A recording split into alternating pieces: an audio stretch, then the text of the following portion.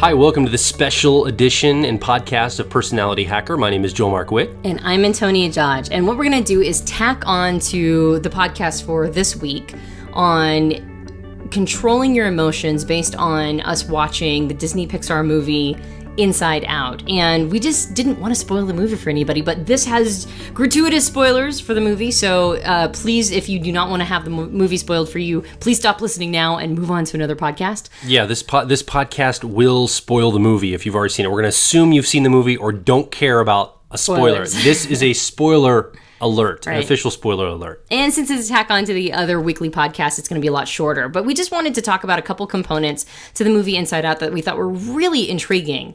The first one that I thought was fascinating, and I did mention this on the regular weekly podcast, was that the character of Joy, which was the emotion that was in Riley's driver position. All the other five or four primary emotions completely relied on Joy. That Joy was the emotion of resilience, like as making sure that things happen, making sure that nothing got them down. That was reserved for the character of Joy, or the anthropomorphized Joy, which I thought was really fascinating because I found that to be true in my life. If I can keep positive spirits, if I can keep optimism, I can keep going. And if I can't, then just like the character of sadness, I just sort of want to lay around and do nothing. So I thought that was a really interesting observation. Yeah, it was interesting. So in the movie, during the movie, joy and sadness end up getting lost from... So Riley's an 11-year-old girl, and we're kind of peeking into her head and all the emotions that are controlled. And joy and sadness both go missing at the same time, which is interesting to me that those two emotions just are gone from her when she enters this new experience in her life, right? And there's three emotions left, which are anger, fear, and disgust. But when I was watching the movie and I noticed that joy and sadness had been removed together, like they had gotten stuck in something and gone down into like long-term memory or something, they're wandering the halls of this little girl's mind in the cartoon or the animated picture. It was interesting to me to think about how joy and sadness are kind of almost the same side, different sides of the same coin in a sense. And throughout the movie, you see the nuance of this start to develop. You see a nuance of emotion where there's no longer a happy, joyful memory and a sad, unpleasant memory. There's a blending of the two. And I think it was really an interesting movie to see the reconciliation between joy and sadness and how both are emotions that we need in life. Both bring good, positive things to us. It's not just joy all the time. We also have some elements of sadness. And there's a great scene in the movie when the character that plays the imaginary friend of this little girl is having a really tough time, and sadness just sits down next to him, comforts him and makes him feel better, just feeling the emotion alongside of him. And it helps him feel better about his experience because sadness is there to just go ahead and feel that fully with him. I thought it was a really interesting visual and storytelling representation of that emotion. Yeah, it was so interesting that we get our human compassion, according to that take, or the take of the movie. Human compassion and sympathy, simpatico, comes from sadness, not from joy. Like this idea of being able to really hear another person and to be able to really like go, yeah, that must have been really hard for you. That came from sadness. And in fact, the character of Joy at the beginning of the movie, you can tell that Joy has like no use for sad. Like there's no, like, doesn't really understand why sad exists until that moment. And then Joy goes, oh, that's why sadness is there. That's why sad exists, because it helps us really understand another person's experience. Whereas Joy was not helping, like that was not understanding or sympathizing with anybody's experience except for her own. She just wanted to keep going and, getting to her end game. So I thought it was interesting that resilience was in Joy, but simpatico was in sad. I thought that was really interesting. I also thought it was interesting that the other characters of disgust, fear, and anger, there was this kind of general sense at the beginning of the movie that nobody was really as important as Joy. Like Joy was the most important. It was the leader of Riley's life, mind, etc. Until over time, like all of the characters, it was clear that they were an important part of the human experience. Like Riley couldn't exist without them, basically. Yeah, and the other interesting piece of this was they peeked into the minds of some other characters, and particularly the mom and the dad. Yeah. Right? And they have all the 5 basic emotions: anger, fear, disgust, joy, and sadness, just like Riley does. In Riley's life, Joy is at the control helm for most of the movie, or at least attempting to be. And when you peek into the mom's mind, it's interesting that sadness is at the center point of her control. And if you peek into the dad's mind, anger is at the center point control of his mind. Even though you wouldn't know it from the characters themselves. Correct. Even though on the outside it wasn't like dad was always mad and angry, and it wasn't like mom was always sad and crying, but still they were the pivotal pieces or emotional pieces in the movie. I thought that was really fascinating too. Well, but they presented them in a very emotionally mature way. Anger wasn't exploding all the time. It was more of a command and control. The anger part of the dad was more, he was facilitating the other emotions to work together to get an objective accomplished, and they were working in tandem with each other. In fact, in the scene, fear is subservient to anger. They're doing an action together, and anger's leading the charge for all of them in this experience. And for the mom, sadness was in the lead, but it was also emotionally mature sadness. It wasn't just woe is me sadness. It was more of a leadership sadness of getting all of the other emotions to work in harmony with each other, which I thought was a really interesting portrayal of adults in this world and how they've used their emotions. Maybe they do have a dominant emotion like sadness or anger, but that emotion isn't completely in control and taking over all the others. It's working together with the other emotions. Well, I thought it was a really great portrayal of maturing emotions over time. I thought sadness or sad and joy kind of getting lost inside Riley's mind, and Riley then being left with just three other emotions that were trying desperately to figure stuff out: fear, disgust, and anger. So Riley was, exploding in anger uncharacteristically, or was just hated everything that was happening just uncharacteristically. And so what was interesting about that, especially as a metaphor for like entering puberty, she didn't enter puberty in the movie. I almost got a hint that that's probably coming in the next movie. But this was a time period where she was losing childhood. Like her imaginary childhood friends, he took one for the team and allowed himself to be lost in, basically in erased memories, no good, useless erased memories. He allowed himself to be erased as a memory, as a sacrifice. But that's what happens around that time period is you start, like, people are like, hey, don't you remember where you were super into Peter Pan at the age of 4? And the kid's like, no, I don't really remember that, or 3 or whatever. And they're like, yeah, I don't really remember that. That's what happens around that age, is you just start losing childhood, really, or like young childhood. You're still a child at 10 or 11 or whatever, but you're losing that young childhood.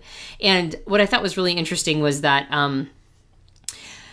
entering a new phase of your life, which is more emotionally textured and complex, means that you're going to have to really wrestle with these emotions because they're no longer simple. In childhood, things are real simple, but when you're moving into the next phase, they're not as simple anymore. They're all kind of meshed together. I thought it was a great illustration in the movie when the character moved from one town to another is when all of this started to happen, right? They had great, joyful long-term memories of childhood, and then this character Riley moves across the country from Minnesota to San Francisco.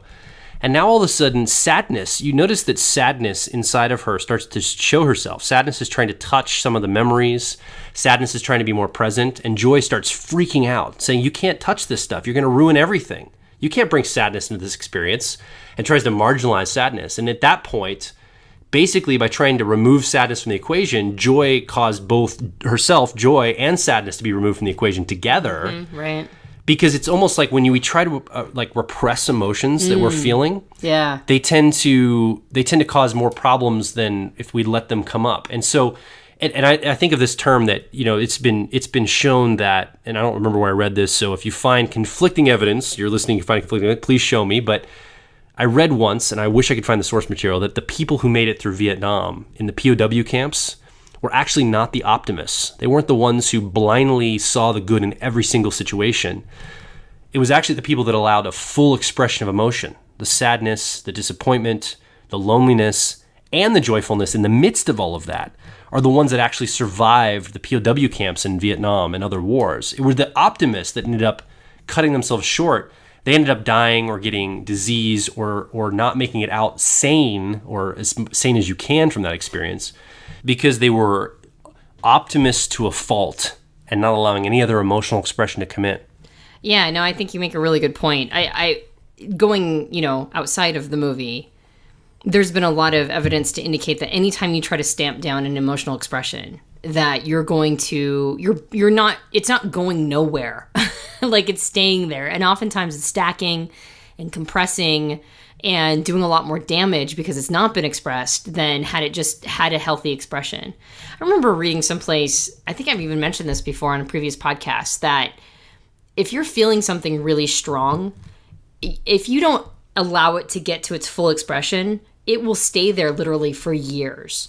But if you allow it to get to its full expression, and I mean, like, by full expression, I mean, like, explosion, if that's how you're authentically feeling, and you have the context where, you know, that's okay, like, you're not going to hurt anybody.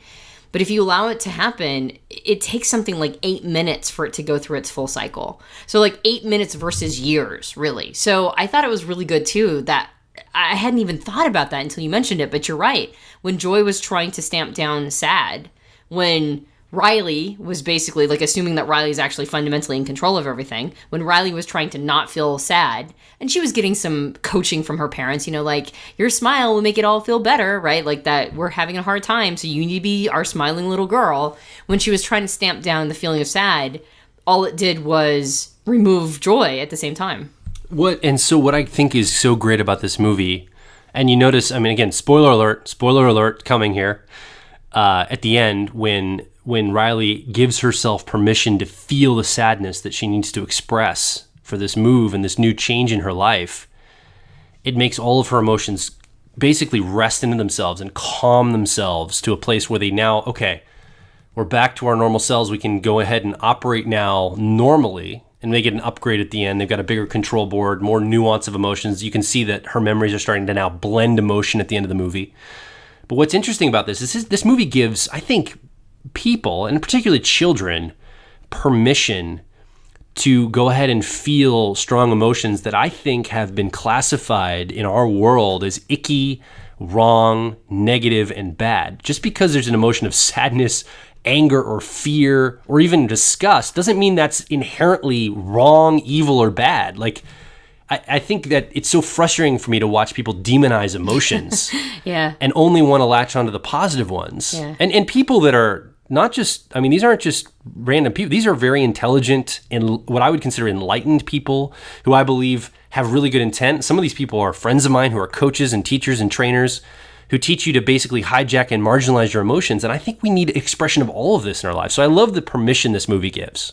Yeah, well, and the idea that fundamentally all of the emotions do something for you. Like, fear and disgust were mostly there to make sure that Riley was physically safe and also socially safe. So they both had a place. They just shouldn't have been, you know, well, they should have controlled different situations, but should they be the emotion that's fundamentally in control? And that's a really interesting, intriguing question. It was really interesting to see, you know, how our kids responded on the way out from the movie, because they were trying to basically personality type all of us by going, which emotion is in control? And your 9-year-old said, I think disgust is for me. And I was like, yeah, I think it is. But I thought that was really interesting that he could self-identify as somebody who was constantly embarrassed socially and somebody who's like, ew, I don't want to eat broccoli. And I thought that was really fascinating.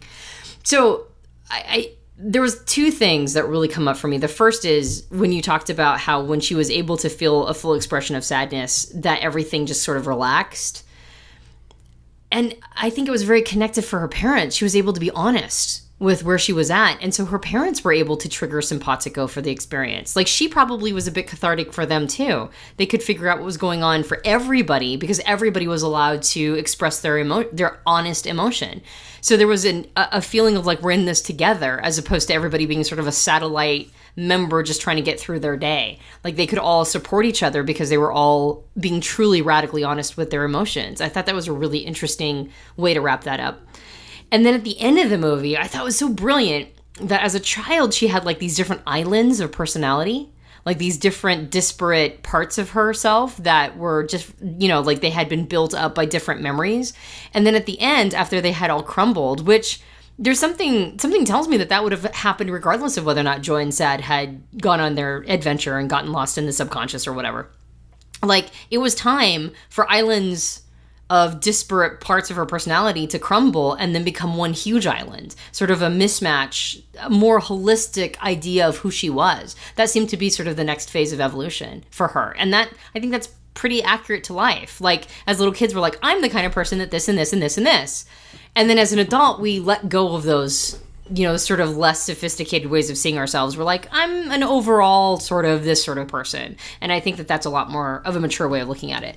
I think a great metaphor for how emotions work as we grow up are our physical taste buds on our tongue, right? When you're a little kid, you taste things that are bitter, you taste things that are sweet, sour. You have a very oversimplified view of things you taste. Ooh, that's icky. Oh, that tastes good. You can sometimes get down to the five senses, the five tastes on your tongue, but sometimes you can't even get down that nuance. It's either good or bad is mostly what you have. And then as you get into adolescence, you start to develop a sense of sweet, sour, bitter, salty. You get a sense of all of these things. And I think as you become an adult, you start to blend those flavors now. You start to sense that coffee can be both sweet and bitter, and a little bit salty and a little bit savory and a little bit sweet. Like all those complex tastes on your tongue.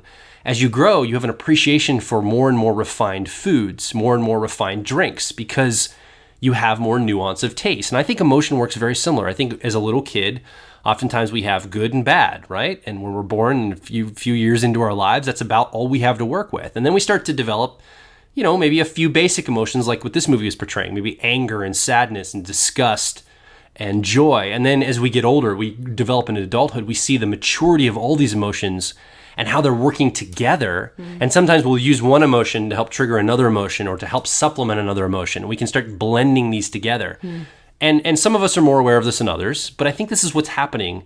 And I think this is what it means to be emotionally mature, is to have a refined palette of emotional taste, a refined palette of emotional understanding and emotional writing of our lives, like being able to see how things impact us more than just good or bad, because really there's a lot more going on the surface. And the more aware we are of these things, I think the more joyful and happy we can create our lives to be, because we understand the interplay between all these parts. Yeah, totally.